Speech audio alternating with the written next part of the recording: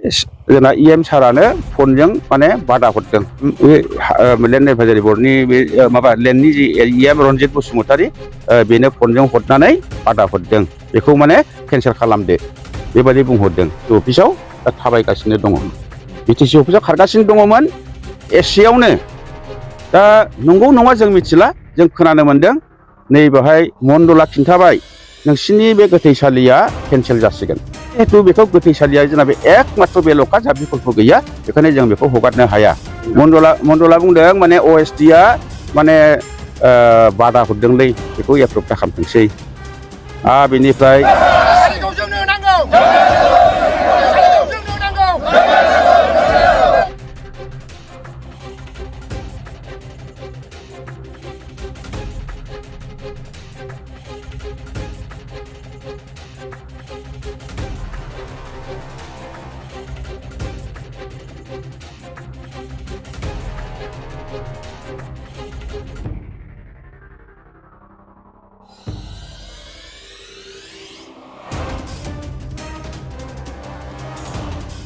जोंना नैबे 1 नं बेंटल सिटआव 152 नं दागाव जि माने गोथैसालि दङ बे गोथैसालिया जोंनि आबै आबौ गोदोनिफ्रायनो बेयाव बर'फ्रा संसार जानायनिफ्रायनो बे सोलिबोगासिनो दंखायो गोदो गोदाय बे ओनसोला हाग्राबारि गोबां बाहाय माने हाग्रा दङमोन दा बेवहाय जोंनि गामि ओनसोलनि बर'फ्रा गोदो बाहायनो गोथैखौ गारोमोन गोदो फबोसोमोन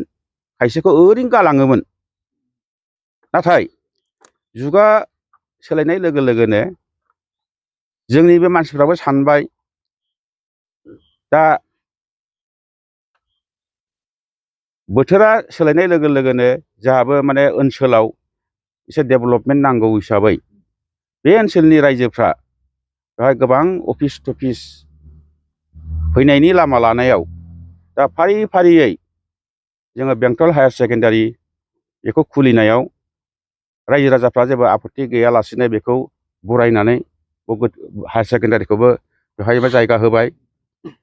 बेनिफ्राय ओजोंहाय माने बै कलेज बेंटल कलेज बेबो बे ओनसोलनिनो बे समाजनिनो सिङाव थानाय बेबो मोनसे भिजिआर फोथारमोन बेयाव गोदो रिजार्भनिफ्राय होखारजानाय गोबां मानसिफ्रा फैनानै बेवहाय दखल खालामफैनो नाजादोंमोन नाथाय रायजोनि मोनसे अनुस्थाननि थाखाय नांगौ जानायाव दा बेखौ दखल खालामनायनिफ्राय होखारनानै दा बेखौ फोथार हिसाबै लाखिदों दा लासै लासै बियो दा कलेजाव माने हगारनाय जाहैबाय दा मोजां कलेजनि बाव जानायाव दा बे ओनसोलनि रायजो राजाफ्राबो बिनिफ्राय सोलोंनो थाखाय खुब माने मोजां लामा मोनबाय बेल' नंबावा बिनि अनगायै आरोबाव नै जोंना बेवहाय 30 बेडेड हस्पिटाल जेला बेवहाय माने प्रस्ताब खालामबाय बे 152 नं दागावनो खुनु माने बेवहाय रायजो राजाफ्रा बादा होआलासे जोंनो हस्पिटालखौ नांगौ जोंनो सिकित्सा नांगौ मोजां मोनसे देहानि थाखाय नांगौ होननानै बेखौबो माने बादा गैयालासेनो बेखौबो हगारनानै होबाय भेटेनारि हगारनानै होबाय आरो बिनिफ्राय समबायखौबो हगारना होबाय आउटपस्ट दङ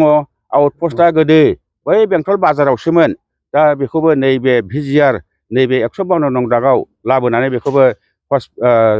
आउटपस्टखौबो हगारबाय दा ओमफ्राय बाथौ मिसन नै बेवहाय नांगौ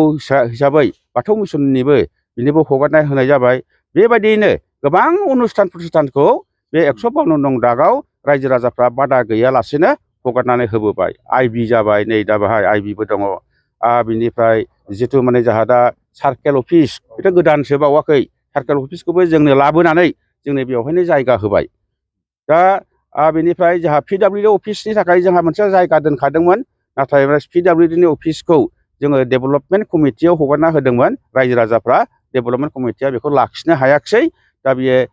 PWD अफिसनि हाया दा माने दखलाव थाहैबाय दा नैबे जिथु माने हगारै बे 152 नं दागा दा बेहाय 6 बिगाल'सै 6 बिगाल' हा दा बासिनानै थाबाय जिहेतु गोदोनिफ्रायनो बेवहाय बे ओनसोलनि गामि दरब्रै दरबा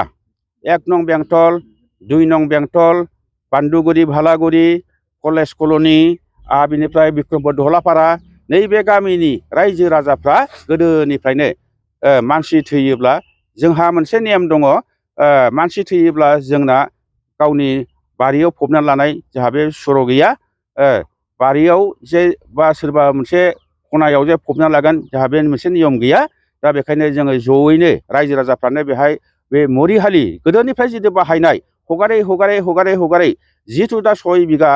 हा थाबाय बे 6 बिघा हाखौ रायजोफ्रा खुनु पद्धयै माने बेखौ गोथैसालिनिफ्राय हगारा होननानै दा थिरांथा लानाय जाहैबाय। नोंथांमोननि बे गोथैसालिया बेसेबां सनसोनिफ्राय बेवहाय गोथैसालि जानानै दं? गोथैसालिखौ दा जोङो जोंनि आबै आबौखौ नायदो जोंनि आबै आबौखौ नायोब्ला आंनि आफायानो 100 बोसोरनि बारखाबाय आंनो दा 75 इयारावसो दङ आंनि आफायाबो 100 बोसोरनि बारखाबाय आबैमोनखौ जों बावनो फबदों आबौ आबैमोनहा बुंनो थाङोब्ला बियो 150-200 बोसोर बेबायदि जोङो अनुमान खालामनो हायो थेवब्लाबो जोङो बेखौ जोङो माने माबानि इन्डिपेन्डेन्स डेनि सिगांनिफ्रायनो जोङो बेखौ दखल खालामनानै दङ दा बेखौ जोङो माने बुंनो हायो आरोखि दा बेंटल ओनसोलनि दरबोरसे गामियाव बेयावहाय गोथै हगारफैनाय जायो बेंटल ओनसोलनि दरबोरसे गामिफ्रा बेहाय दरबा दा बर्थमान 1 नं बेंटल 2 नं बेंटल बान्दुगुरि आरो भालागुरि ओमफ्राय धलापारा ओमफ्राय नै दा गोदानै कलेज कल'नि जाबावबाय बे कलेज कल'निखौबो जों लाफानानै दा दरबा मा जेंना जामारदों नोंथांमोना बे दा जेंनाया जाहैबाय जोङो दा बेखौ दखल खालामनानै दोनखादों जोंहा माने गोथै गारनायनि खुनु माने जायगा बिकल्प जायगा गैया ओमफ्राय नै थैगासिनो दङ देग्लायबो 3 थैबावबाय 4 थैबाय जोङो बावनो गारनांबाय दा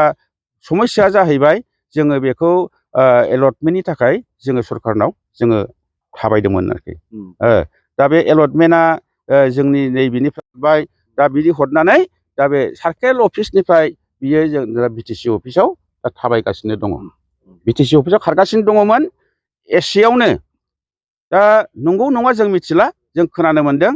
नै बेवहाय मण्डला खिन्थाबाय नोंसिनि बे गोथैसालिया केन्सेल जासिगोन नोंसिनि प्रप'जाला केन्सेल जासिगोन मानो केन्सेल जासिगोन बेवहाय माबा मोनसे खालामनो नागिरदों होननानै बुंदों आरोखि मा मोनसे खालामनो नागिरदों जों बेखौ मिथिला सोर खालामनो नागिरदों जों बेखौ मिथिला खिन्थु बे रायजो राजाफ्रा माने जिहेतु बेखौ गोथैसालिया जोंना बे एकमात्र बेल'खा जा बिकल्प गैया बेखायनो जों बेखौ हगारनो हाया दा नैबे मण्डला दाख्लै सोंनायाव बे खिन्थादोंमोन माबा डिएसअ ना डिएस नङा OST दा बिथ' बे लेन्डनिनो जाहैगोनदां बियो खोनानाय मथे माने मण्डला बुंदों माने OSTआ माने बादा हरदोंलै बेखौ एप्रुभ खालामथोंसै बेनिफ्राय नै दाख्लैसो जोङो STCजों मण्डलजों ज' लोगो लानायाव बेनिफ्राय STCआ गोदान STC नङा OC माबा सार्केल अफिसार COआ आगोलनि फुरानाया ट्रेन्सफार जानानै दा गोदानै फैदों दा गोदानै फैनाया बियो माने दासिमबो माने बुजिना मोनाखै आं मिथिया होननानै मण्डलनाव सोंनायाव मण्डला बुंबाय जोंना EM सारानो फनजों माने बादा हरदों बे खोथाखौ जों खोनानो मोन्दों EM लेन्ड एडभाइजारि बर्डनि बे माबा लेन्डनि जि EM रन्जित बसुमतारी बेनो फनजों हरनानै बादा हरदों बेखौ माने केन्सेल खालामदो बेबायदि बुंहरदों दा बेबायदि मिथिनायाव दा जोंनाथ' ओजों थाबथानानै दङ बिदिब्ला दा बेखायनो जोङो जाहाथे बे गोथैसालिखौ रायजोफोरनि थाखाय जाहाथे उसुबिदा खालामा जों EMखौबो जों खावलायगोन EMआबो जाहाथे माने रायजोखौ नायनानै जाहाथे बेखौ आपत्ति खालामा दा जों बेखौनो जों सानो जाहा बाहाय खुनु धोरोमनि खोथा गैया गोथैसालिया खुनु धोरोम गैया अनेक धोरोमनि मानसिया बाहायनो जोंना गोथै गारो खिन्थु अबयसे नंगौ नैबे जोंना नैबे जोंनि बे गामि दरबानि बे बर'ल' खिन्थु बाहाय बर' आरो बाहाय माने हिन्दु समाजनिल' बाहाय ख्रिस्टानफ्रा अबयसे बाहाय जग गैया बर' हिन्दु समाजफ्रा नैबे गोदोनिफ्रायनो बेवहाय माने आवगायनानै थानायखाय दा बेखौ जोङो बाहायगासिनो दङ दा बेखायनो जाहाथे EM रन्जित बसुमतारीया जुदि बुंमारदोंब्ला जों मिथिया बुंमारदोंब्ला मौखिक भाबै होनदों लिखित होआखै बुंमारदोंब्ला जाहाथे EM आ अननानै जोंनि रायजोफोरनि सुबिदानि थाखाय अननानै जाहाथे बेखौ बादा होआ जोङो जे दा एलटमेन्टनि थाखाय थाबायगासिनो दङ बे एलटमेन्टखौ जाहाथे माने बेखौ माने एप्रुभ खालामनानै हरो जों बेखौनो जों खावलायो आरोखि सोलिनाय सरकारा जे गोबां हानि एलटमेन्ट होगासिनो गुबुन गुबुन जायगायाव दा गावनि खाथियावनो जे बिथाङा एलटमेन्ट होनायनि बादा होदों रायजो राजानि खामानि मावनो होनाय EM जादों सासे नोंथांमोना बिनि सायाव मा सानो जे होनांगौ ना होनाङा जोंथ' सानो जोंनि जायगानिनोखा बियो जायगानि डेभेलपमेन्टआव बे बिथाङाबो खुब गोसो दङ नंगौ बियो जायगानिबो खामानि मावो दा बे हिसाबै जोंहा दा नैबेवहाय जेबो जोंहा उफाय गैया गोदोनिफ्रायनो सोलिबोनाय दा बेखौ जुदि बे रायजोनि गावनि जायगानि रायजोनिखौनो जुदि उसुबिदा खालामनानै होयोब्ला होमबा दा बिनि सायाव जोंहाबो मोनसे दुखु थायो दा बेखायनो नाथाय रायजो राजानि जिहेथु बियो सरखार जिखि सरखार जाया बे रायजो राजानि थाखायसो रायजोनि मोजांनि थाखायसो सरखारखा बियो रायजोनि डेभेलपमेन्टनि थाखाय रायजोनि खामानि मावनायनि थाखाय सरखार दा बे सरखारा जोंनि रायजो राजाफोरनि जानानैसो बियो खामानि मावनांगौ रायजो राजाफ्रा जेखौ लुबैदों नैबेखौसो दा बियो मावनांगौ दा नैबेखौ जे बियो माबा मोनसे सेनो नागिरदों ना मानो नागिरदों जों कमिटिजों जेबो रायलायाखै कमिटिया जोङो मिथिया खिन्थु नै दाखालि मण्डलनिफ्राय जों मिथिनो मोनबाय केन्सेल जासिगोन होनना बुंनायावसो दा रायजो राजाफ्रा ज' ओंखारनानै नैबे दिनै बे 6 बिघा हाखौ जोङो हगारा होननानै जोङो नै दिनै बेहाय जोङो बेरा दुमबाय बिफां गायबाय जोङो नैबावनो साइनबर्डबो होबाय आरो बे हाया जेब्लासिम जों थाबाय थागोन जेब्लासिम जों बाव थाबाय थागोन जोंनि गोथैखौ जों बेहायनो जों गारबाय थागोन नोंथांमोनाबो एलटमेन्टनि खामानिखौ जाजानो लुबैदों जों जाजानो लुबैदों जोङो बिटिसियावबो मण्डलानो बाहाय माने STC-आनो बिनिफ्राय फाथायहरखाबाय बे हिसाबै जोङो दा जों नाजागासिनो दङ बिटिसियाव नाजागासिनो दङ बिटिसियाव थांगासिनो दं खिन्थु नैबे केन्सेल खालामनांगौ होननानै बुंहरनाय बाथ्रायासो दा गिदिर बाथ्रा जादों दा नंगौ नङा जोङो बेखौ जोङो रन्जित सारखौ जोङो माने खावलायगोन जाहाथे बेबायदि खालामा रायजो राजानि थाखाय जाहाथे बियो माने मोजां खामानि मावो जाहाथे रायजो राजानि अनिस्थ' खालामा दा बेखौ आङो सार रन्जितखौ खावलायगोन जोंहा बाहाय खुनु राजनितिकनि खोथा गैया दिनैबो गोथैसालिया बाहाय सब राजनितिकनि मानसियानो बाव गारफैनो हायो जोंनि बे गामि दरबायाव खालि जे बाहाय मोनसेल' राजनितिक बे नङा बियो बै राजनितिकबो दं बैनिबो दं जों ज' बे गोथैसालिया राजनितिकनि थाङा आरो बे धोरोमनिबो थाङा बियो दा बेखायनो जोङो बे ओनसोलनि गामि दरबानि रायजो राजाफ्रा जोङो ज' जानानै जोङो नैबेखौ बे दखलखौ जोङो माने हगारा होननानै जोङो थांखि लादों